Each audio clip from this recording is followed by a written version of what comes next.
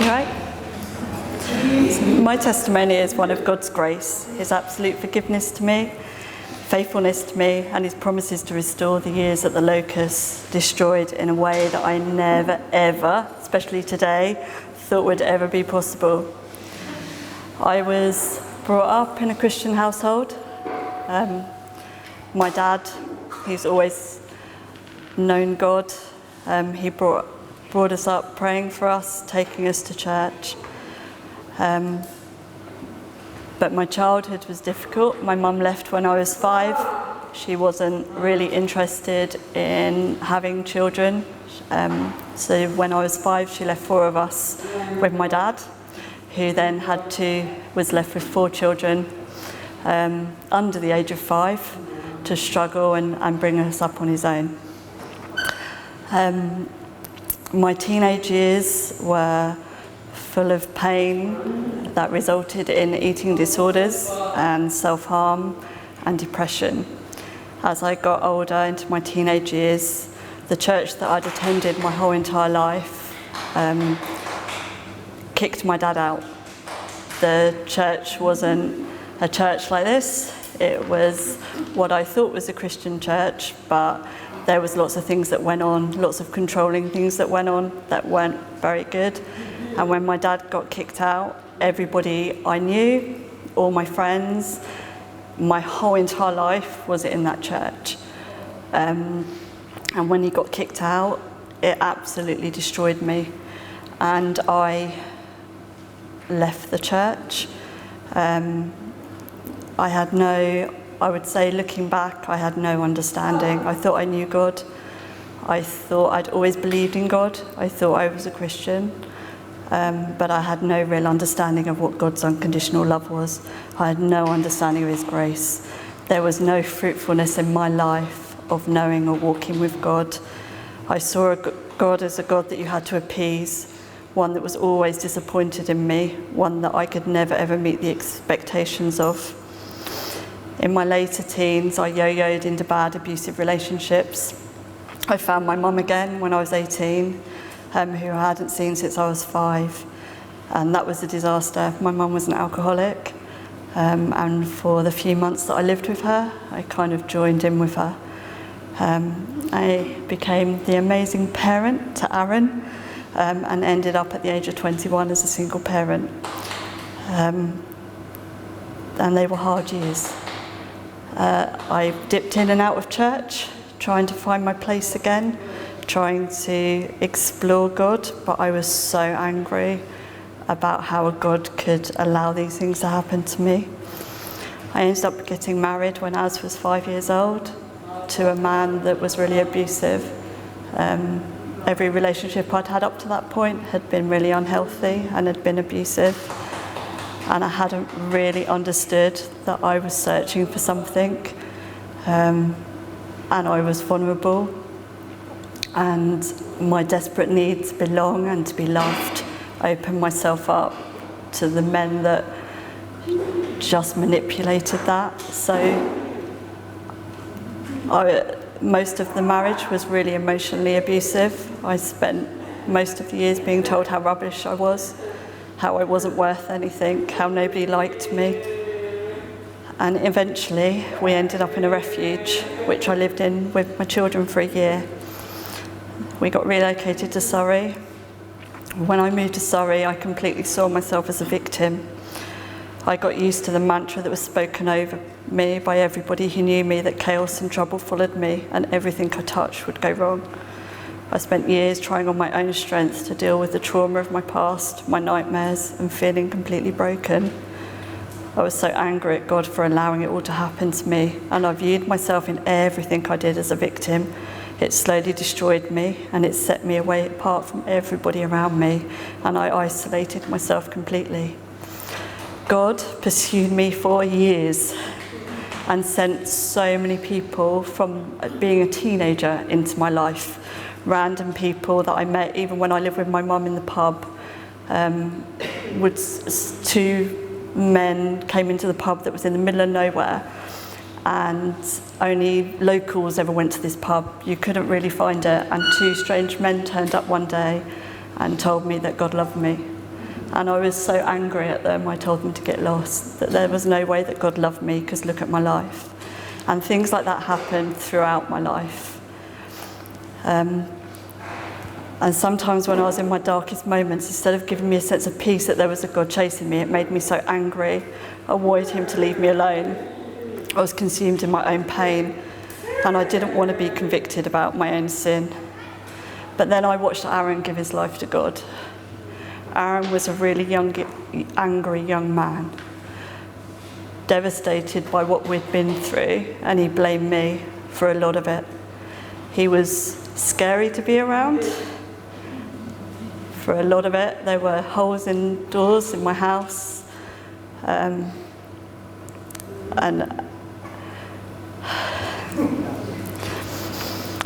I watched this young man that didn't like me.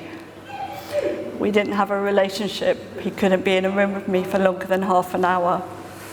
I watched him give his life to God and transform into somebody I never thought he'd be. I watched him seek God.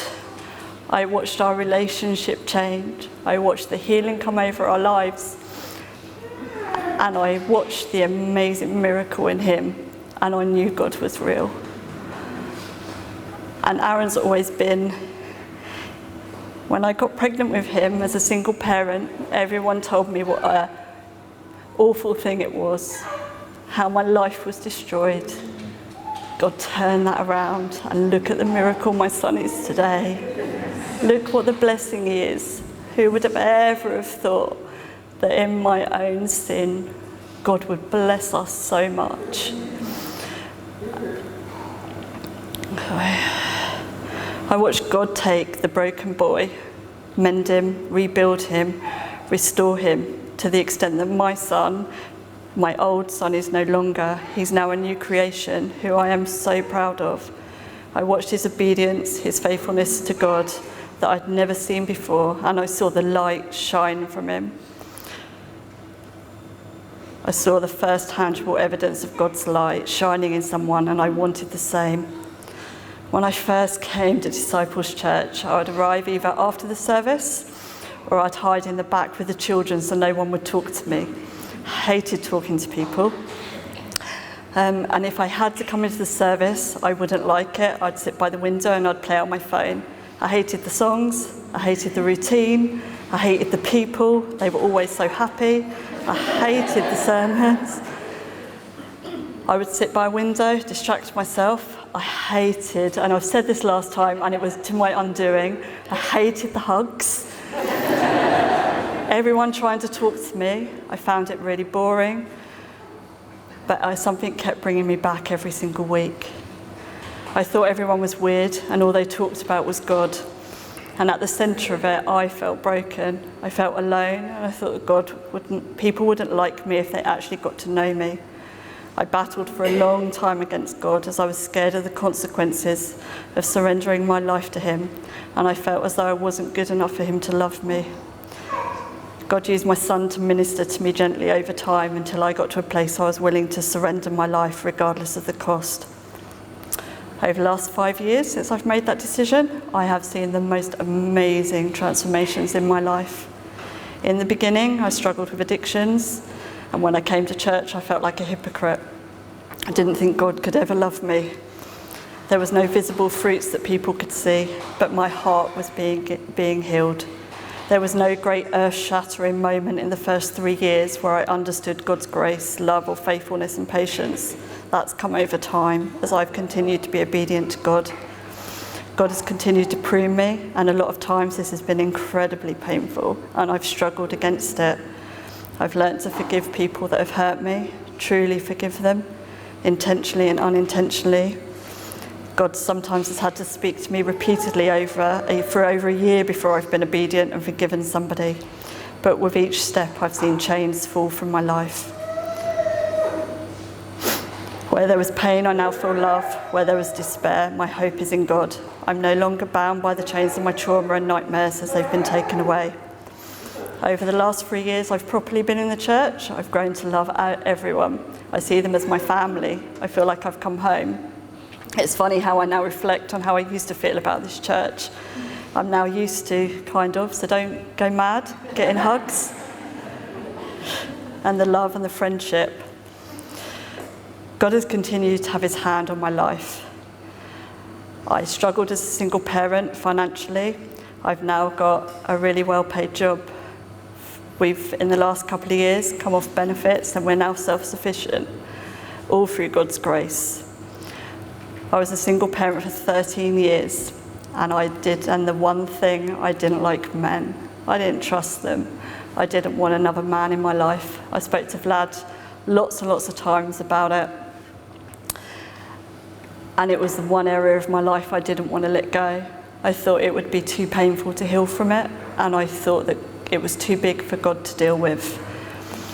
When I did finally let it go, I met my husband, who I'd been serving coffee to for a couple of years. We got married last year, which if any of the people that know me know how amazing that is. How God has worked so much in my life. I thought I was too broken for someone to love. I thought I was too damaged through what I'd been through. I thought that no one could ever love me if they really got to know me. So I stayed away. And I spent 13 years very happy and not looking for anybody, and thought I would die as a single person. Now I can't imagine not being with Jay. He's the absolute love of my life.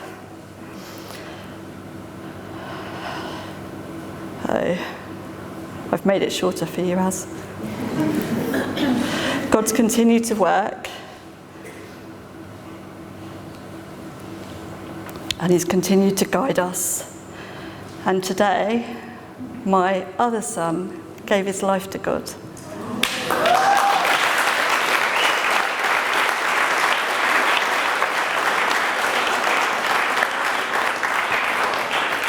And got baptised, and I looked like the crazy woman on the beach, fully dressed, going into the sea. I think God put his hand on my heart to gently heal it. He whispered strength into my ears. When his timing was perfect, he allowed me to see all the pieces that he lovingly and carefully put into place, so I could finally see his grace and his love for me. He then whispered, sorry, I lost the page. He then whispered strength into my ears. When his timing was perfect, he whispered to me, I was here the whole time, my child, and this is my plan for you. God answered my prayers in his timing that was perfect. I finally began to understand a glimpse of his unconditional love and how much he loves me. It makes me want to know and understand God more and to deepen my faith and dedication, while allowing him to prune branches, weeds and thorns that are preventing me from growing.